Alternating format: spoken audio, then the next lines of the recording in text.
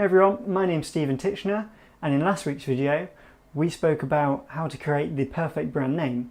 In this week's video we're going to go through my personal process for creating the perfect brand name. So if you didn't see last week's video, there will be a link down below to give it a quick watch. Basically we spoke about the considerations to take when creating your brand name. And to follow on from that, I'm going to show you my process, which I think you'll find is actually fairly simple. It just takes a little bit of time and a little bit of consideration when going through it. So step one, go out and experience the world, experience other brands. So this is a really important step for creating your name. You need to get out there, not just looking at your competitors. So look at people within your industry, look at people outside of your industry, and just generally really analyze their names and see what they're doing, see what they mean, and just, see them, look at them, say them out loud and think, how does that work? How does that sound?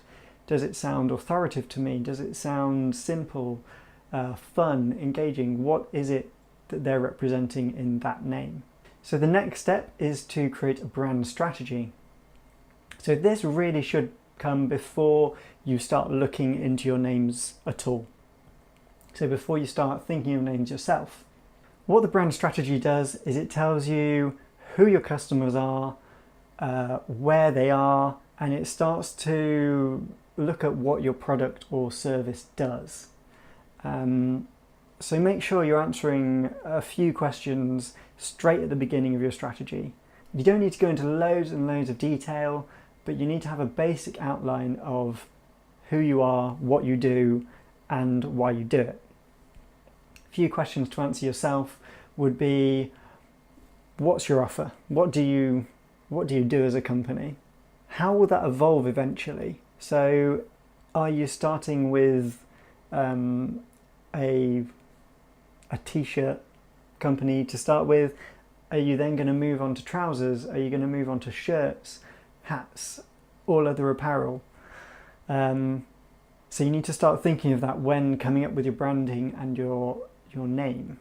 The next step is, what is different about it? What is different about your company to your competitors? Another question is, what are your values? What does your company like to do? What does it not like to do? How do you want to be perceived, and how do you perceive yourselves? This ties into how your customer's going to feel when they're using, buying, or engaging with your product or service. And finally, what's the history? Why have you created this brand? So obviously a new company, it's not going to have a company history, but whoever's created it is going to have some history and some reason to why they've created this. Maybe it's all the products out there at the moment are inferior. Maybe it's just you've got a new technology that's never been done before and it's going to revolutionize your life. Like the first iPhone, for instance. Of course, by doing this, you are creating a very simple brand strategy, really going to help with your naming at the end. So you need to make sure you've done this, put some time into it, I'd put at least a day into doing this, and get other people involved in it. So it's great to have an objective view. So if you're a sole founder, it might be you get friends and family to look at it and explain to them what it is you want to do, and they can say, well, maybe I'm not really sure about this, I don't really get why you're doing this, for instance. That's really going to help build this strategy out. Step 3 is to just go crazy with your ideas. Just develop so many ideas, hundreds, thousands. Go mad, write every single thing you have down. Even if you think it's terrible, just get it down on paper or on something digital. Whatever you're using, just write it down somewhere and collect this massive list of names. At this point, you're just exploring every idea, every avenue, seeing what you might like in the future. These names probably won't be anywhere close to your final thing, but they're a jumping off point. Some good places you could start with this, places I like to start would be your location or any locations that it's going to be in, the communities that it's part of, the outcomes that relate to the product. What does the product solve, for instance? The tools that make up your product, the actions that the users will take with your product or service, any moments that relate to it. So this is going back to the evocative and the feeling connection from the previous video. Is there a moment that really links your product or service to your customers? Just names, people names, your name, your friend's name, your mum's name, whatever. Any numbers that you can link back to your brand story from the strategy side, and any acronyms you might have that relate to the product. Another great way to fill out your list is to just ask everyone for an idea, one, maybe two ideas. Again, they might be terrible and they might not mean anything at this point, but it's just giving you some inspiration to say, I like these few, let's work on that and refine that down later on in the process. So now you've got a long list of names. In step 4, you need to make that long list into a short list. So there are two very easy ways to do this.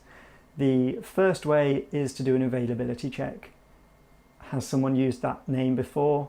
If so, it's going to be crossed out at some point, so you just do that now. Second is to pass it through your brand strategy filter. So the brand strategy we did in step 2, you need to go back, look at your strategy and look at who you are, what you're doing and what you want to represent, and pass your name through that and say, does this meet the requirements we've set out here? So if you're looking for something authoritative, your brand's going to be quite an authoritative, business-minded brand. You don't want to go for anything too happy and light. So that's going to be something you can filter out straight away. One mega tip we have when filtering your brand and coming up with names is to don't fall into the genericide trap. When creating a brand name, your brand might become so successful that it becomes a word in itself, like Google and Hoover, for instance. This can be amazing if you have a really interesting name, such as Google, but it can also be a downfall if you have a very generic name like Hoover. So people hoover around, for example, when they might have a Dyson or they might have some other make of vacuum cleaner. So you've got to make sure that your name, if it does reach these levels, it's going to be still related back to your brand. It also helps to have an interesting name, just so it's easy for people to remember it. So step 5 is now it's time to present your names. So now you've gone from your shortlist, you've filtered everything out, you've looked back at them and you've chosen maybe 8, 9, 10 different names. Start putting them into real world context. So find maybe some mock-ups, maybe get a designer to help you mock just these ideas up very simply onto, an advert, onto a billboard, maybe onto business cards or a website or something like that, and present them to your team, your friends and your family and get their feedback. See what they think about the name. This is really going to help you see the reaction to the names firsthand and really understand how these names are working and how they're not working. And then you can start refining again from there. So now you've got your feedback from your friends and your family. You need to just refine those final names, maybe those final 10 names, into a final form. And then in step 6, you just need to choose one. You just need to get on it and go, this is what we're going for. This is the hardest step. It's that big final decision and it's quite a big jumping off point.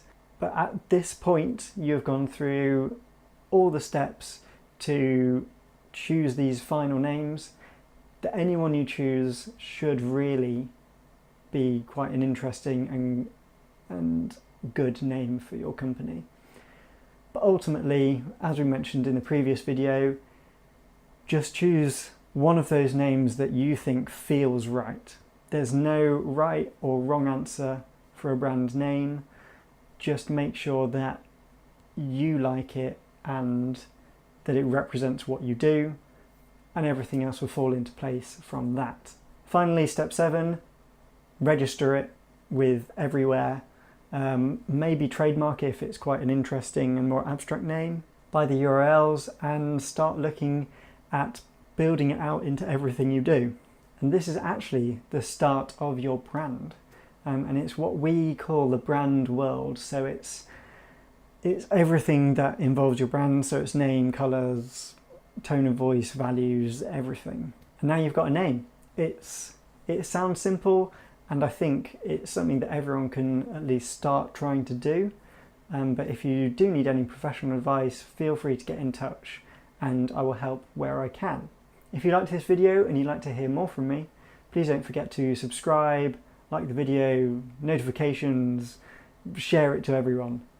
And I'll see you next week.